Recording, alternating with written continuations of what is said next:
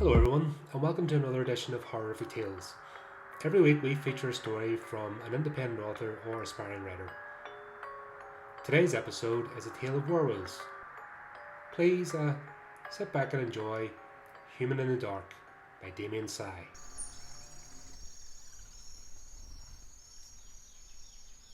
They had spent the day rock climbing and were now watching the sunset on top of the cliff before going home.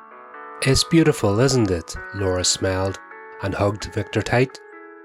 "It makes it even better that you're here. I love you so much." She looked up at him. He wasn't listening to her. His eyes were wide. Something was wrong. "Victor? Are you okay? What's the matter?" Victor stood up and took a few steps left, then a few right. He turned to Laura, his chest heaving. He looked terrified.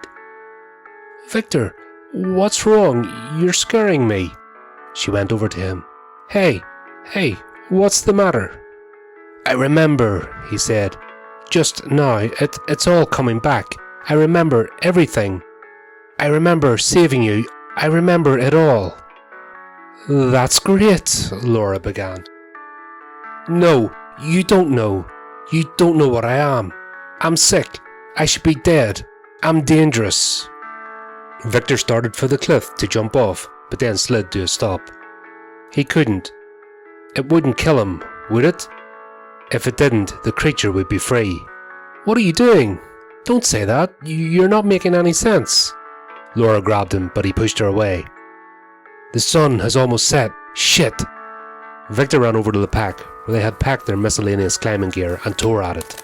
"What are you doing? Stop acting like this!" Victor took the 20-foot nylon webbing and grabbed Laura's arm. "Come on, now! We don't have much time. Now, run with me, come on!"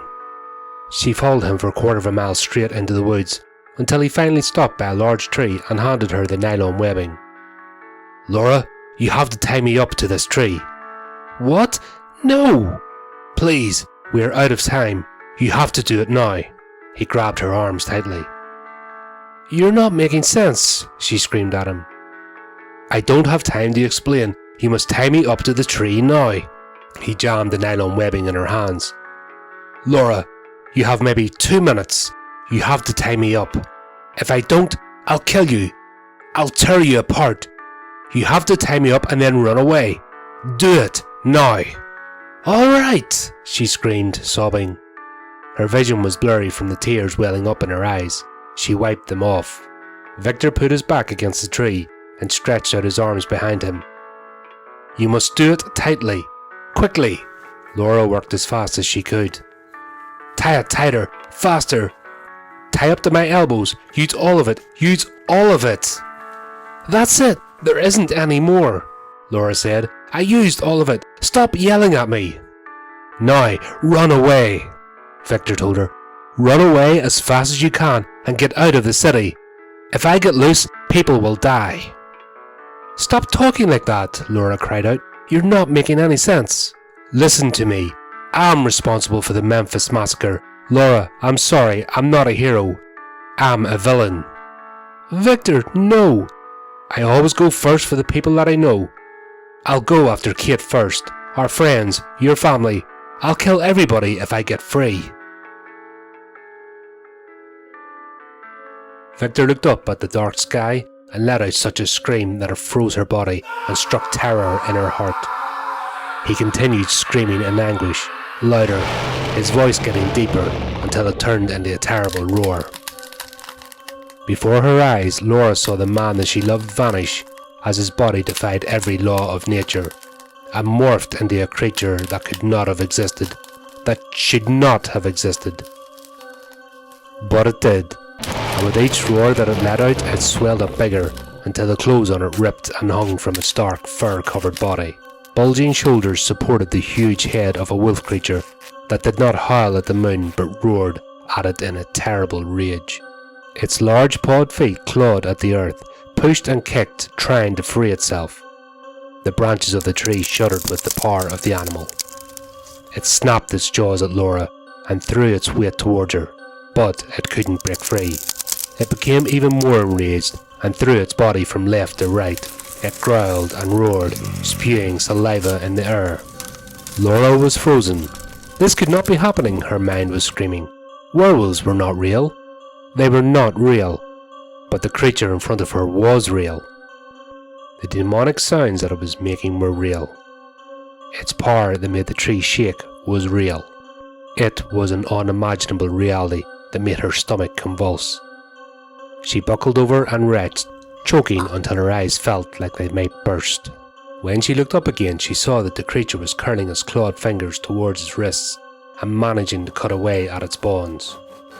Finally, her body responded, realizing that this monster was going to free itself any minute.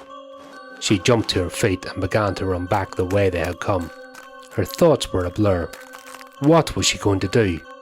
She couldn't run the trail to the motorcycle because it was at least a mile long. It would catch her. Could she hide? No, it could probably sniff her out. After a couple of minutes, she flew into the clearing where they had been watching the sunset together. An idea hit her. She ran over to her pack and pulled out the climbing rope.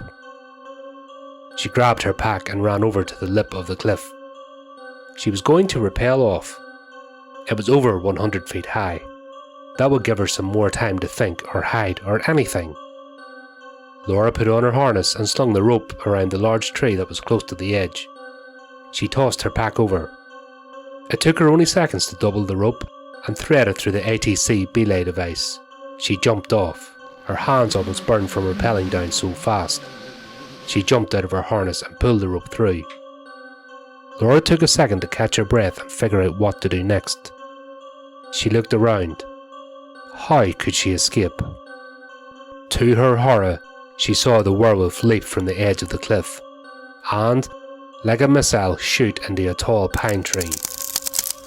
Tree branches snapped, the tree swayed, then it did another leap.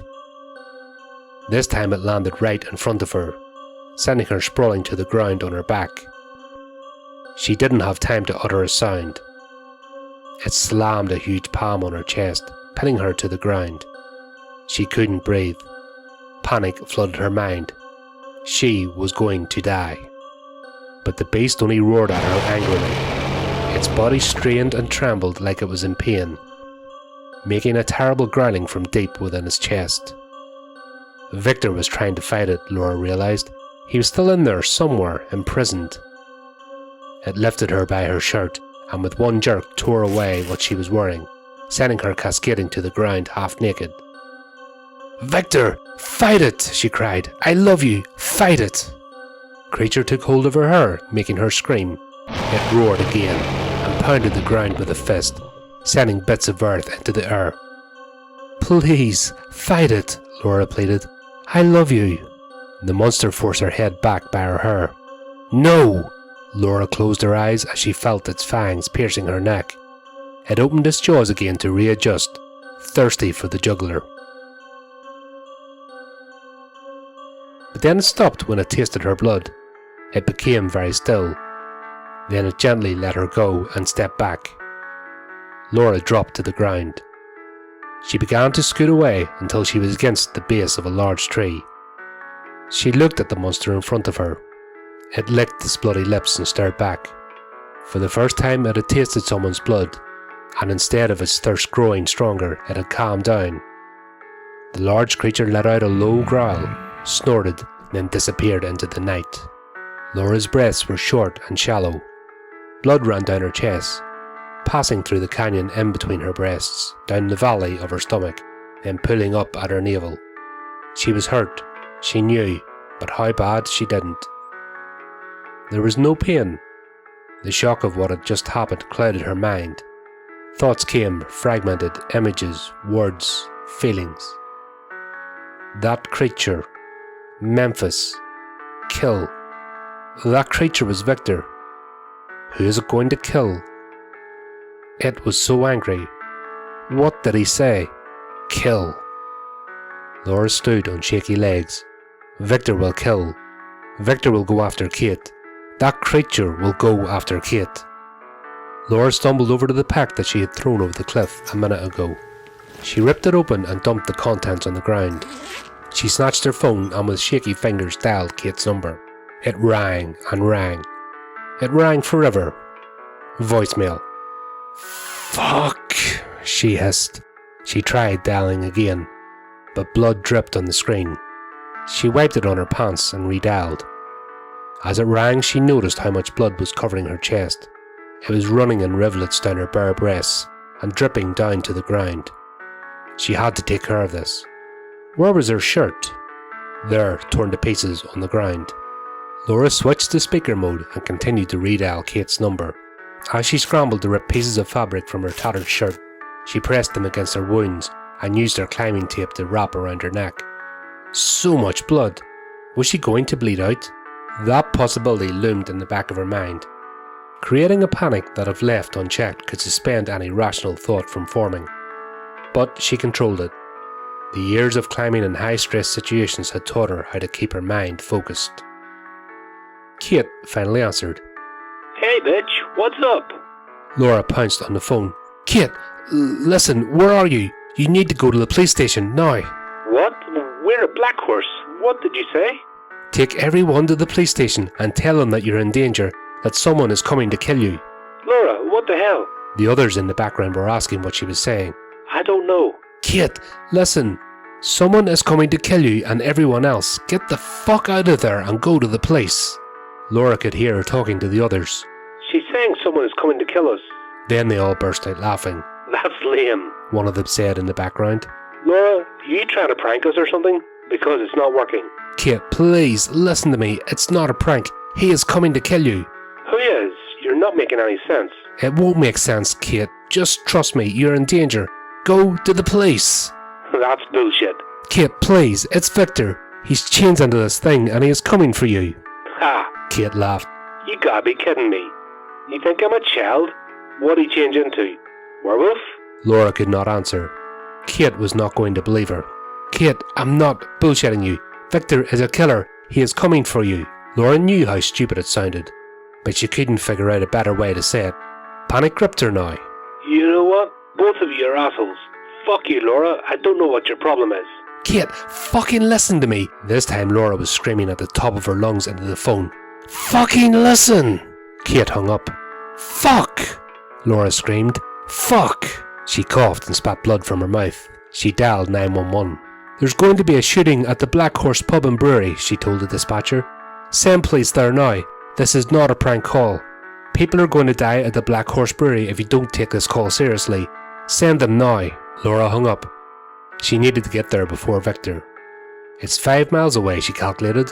About a mile to the parking lot. She rummaged through her stuff and found the sweaty tank top she had climbed in earlier. She put it on and began to race up the trail. By the time she got to the bike, her lungs were about to burst. Feeling sick, she bent over, dry heaving and spitting up blood again. Where was the blood coming from? How bad was her throat punctured? The bleeding had not stopped. Keep moving, she told herself. In no time she was speeding down the empty road. The roar of the wind was deafening. Her heart was pounding. The image of Victor morphing into that terrible creature infested her mind. Why was that possible? There it was, the Black Horse. The flashing lights, top room open. Laura noticed right away that everything looked normal. No broken glass, no cop car, nothing. No cops. That infuriated her. She jumped off the bike and burst through the entrance. The live music stopped. Everyone turned to look at her. It was crowded that night. Gasps and horrified expressions filled the room. She was a sight to behold. Full of blood, her wet tank top clinging to her breasts, and yelling at everyone. Call the police now! Call the police! Call the police! She turned to the bartender. Call the police now! He fumbled for the phone. Laura looked around and found her friends gathered at the table in the corner. Oh my god, Laura! Kate ran to her. What happened to you? Oh my god! Kate! She grabbed her hands. Please, we need to get out of here now. We need to go. The rest of the group looked at her in dismay. James was there. Laura, what the fuck happened? James went over to her. We have to go. Let's go. Laura began to pull Kate. Guys, we have to go. We have to go now. Leave everything. We'll go, honey, right now. Let me just find my keys. Kate snatched her purse. The rest of them followed suit, understanding now that the threat was real.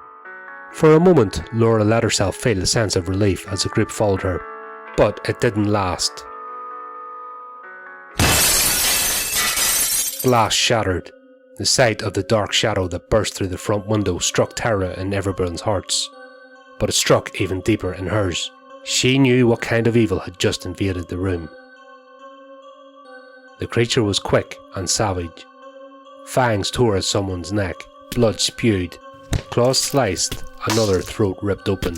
Screams began. Chaos. 5 people were dead in seconds. Laura cradled Kate's head and turned her away. That was all she could do, trying to somehow protect her. Kate's screams were muffled in Laura's chest. It pounced on them. The beast ignored Laura. It sunk its fangs behind Kate's neck and jerked her away. It spun her in the air and caught her by the front of the neck, ripping out her throat in one bite. Kate fell to the floor in a bloody mess. Laura dove to her. Kate reached out with her hands and pulled at Laura's clothes, but there was nothing she could do. Laura looked into her friend's eyes and held her hand as the life drained out of them. All the while the beast continued to kill. There was a gunshot, maybe from the bar. A shotgun? Another shot deafened Laura's ears. She turned and saw the bartender being ripped to shreds. Anger burned within her. This thing needed to die, and she was the one to do it. She was the only one it wouldn't kill. Laura grabbed a knife from the floor and lunged at the werewolf, burying it deep in its ribs. It spun with a growl and knocked her down. She saw that the shotgun was by her. She picked it up and pumped it. The werewolf had not retaliated. Instead, it jumped on a poor woman trying to escape out the door. Laura took a few steps closer and shot it in the middle of its back. When it turned, she shot it again, square in the belly. Blood splattered both times and shockwaves rippled its fur. She tried shooting again, but it ripped the shotgun from her grasp. Its shoulders shook with rage, and it snapped its jaws at her, roaring. It knocked her down, then grabbed her by the shirt and shook her until it tore off, leaving her half naked again. It slashed her with its claws, leaving deep gashes across her chest and shoulders. She fell to her back. "Fuck you!" she yelled back at it. She kicked at its head and threw whatever she could get her hands on. This made it even angrier. It ripped at her legs with its claws and teeth, tearing away large pieces of fabric and leaving bleeding flesh. It tore her shoes off. "Stop!" she screamed as it continued to maul her. "It's going to kill me," she thought. The werewolf took her right forearm in its jaws, and with one vicious bite crushed both bones. Laura screamed. You're killing me," she choked out in between sobs. "You're killing me. Stop." It took her by the hair and shook her senseless before letting her fall back to the floor in a daze. It roared at her one more time, then looked back around the room. There was no one left. The last few people had escaped. Everyone else lay dead or dying. Then just as fast as it had entered the room, it left.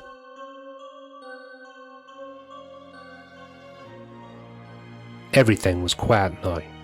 Laura smelled fresh blood, the stench of death. She sat up slowly, propping up on her good arm. Her body trembled. She felt like laying down again, but she knew that she might not get up if she did. Her head was spinning. She felt stinging pain everywhere. Her broken arm was pulsing. She was having trouble forming coherent thoughts. The image of her best friend being murdered flashed in her mind. The wave of sadness and helplessness washed over her. In a way, it was her fault. She began to cry, feeling defeated. She even thought of Victor. She loved him and she had lost him. It was as if he had been murdered as well. "I'm probably dying," she thought. "Just as well. I don't want to live." Police sirens broke her from her stupor. They were close. "My family," she remembered. "The monster will go hunt my family next. I need to go to them. I need to warn them." She knew right away that she needed to leave before the police came, or else she would be stuck here with them and end up being sent to the hospital. She moved in haste now. Adrenaline and fear were fueling her. She would take Kate's car. Finding her purse was not difficult. It was laying in a pool of blood next to her. The car keys were in the outside pocket. She looked at her friend one more time. planted a kiss on her forehead, then hurried outside. The car was close. It was easy to spot the Prius with the black cargo carrier attached to its roof rack. She was fumbling with the keys. Someone called her name from behind. It was James. He was horrified at the sight of her, bloody, almost naked. The only clothing on her was torn to bits, barely hanging off her hips. Cuts were bleeding all over her legs, arms and shoulders. When she turned around, he saw the deep gashes across her chest. Her right breast was torn badly. It took a moment for him to hear what she was saying, and when he did, he dismissed it as delirious talk. She was telling him to drive her home. "I'm taking you to the hospital," he told her. "No!" she screamed at him through tears of fury. "I need to save my family. You saw what that thing did in there. It's going after my family next. I need to save them. Do you fucking understand? Are you going to help me or not? We have to go before the police get here. Come on!" It shocked James how she had the strength to yell so loudly and pull at his shirt with such force. "Okay," he said, "let's go." As the police were pulling in, they sped away in James's Toyota, heading back to Nashville. Ambulances and fire trucks arrived also. Panic-stricken survivors tried to explain what happened, but how could they? The police did not understand. The town of Clarksville was not ready for the massacre that had befell it that night.